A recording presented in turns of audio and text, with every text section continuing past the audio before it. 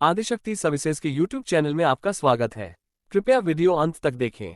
केंद्र सरकार द्वारा दलहन पर स्टॉक लिमिट के नियमों में बदलाव करने के साथ ही त्योहारी मांग पूरी होने के कारण दाल मिलों की खरीद कम हो गई।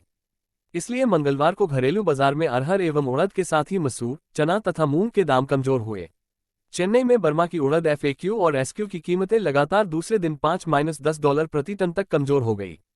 उड़द FAQ के भाव नवंबर शिपमेंट के फसल सीजन 2023 के $5 घटकर दाम $1120 प्रति टन CNF रह गए, जबकि इस दौरान SQ उड़द के दाम $10 नरम होकर $1225 प्रति टन CNF बोले गए।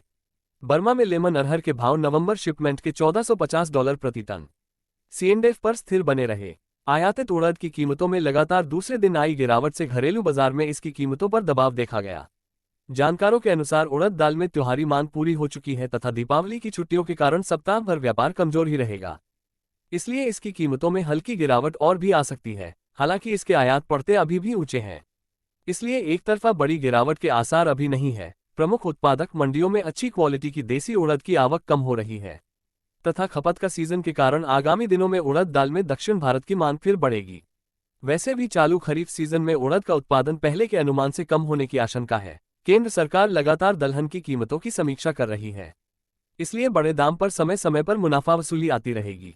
आयातित के साथ ही देसी अरहर की कीमतों में मंदा आया। व्यापारियों के अनुसार त्योहार के कारण मिलें केवल जरूरत के हिसाब से ही खरीद कर रही है तथा सप्ताह भर व्यापार कम रहेगा। इसलिए इसकी कीमतों में हल्की गिरावट तो आ सकती है, लेकिन ज्यादा मंदे के आसार कम है। वैसे भी अरहर के आयात पड़ते महंगे हैं। साथ ही बर्मा में लेमन अरहर का बकाया स्टॉक सीमित मात्रा में ही बचा हुआ है, जबकि घरेलू बाजार में भी देसी अरहर का बकाया स्टॉक कम है।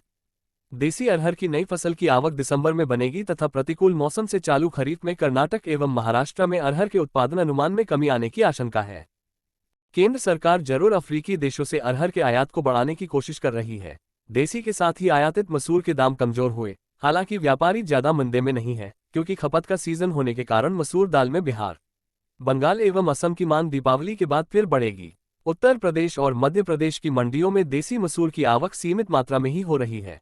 वैसे भी उत्पादक राज्यों में किसानों के पास देसी मसूर का बकाया स्टॉक सीमित मात्रा में ही बचा हुआ है, इसलिए स्टॉकिस्ट एवं आयातक दाम घटाकर बिकवाली नहीं करना चाहते।